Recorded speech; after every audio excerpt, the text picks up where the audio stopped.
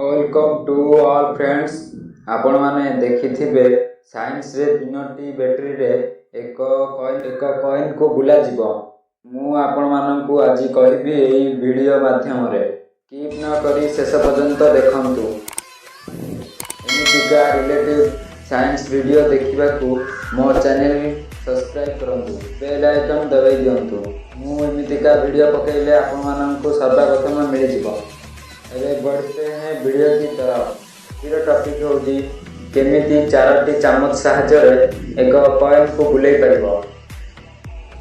ध्यान सह के देख मु टिप्स सब कहूची। एक प्लेट ऊपर चामच चारोटी थुइबो, तापर चारोटी बैटरी थुइबो, कॉइन आनिबो पितल। फास्ट गुटे चामच खंजिबो, सेकेंड आउ गुटे खंजिबो, खंजरी सेमिति खंज। तापर आउ पेंसिल बैटरी को गोटे गोटे चामच ऊपर माइनस कटुआ थोड़ी चल आम जो पितल कॉइन नहीं मध्य रखिद। 5 सेकेंड अपेक्षा कर, ऑटोमेट बुलिब।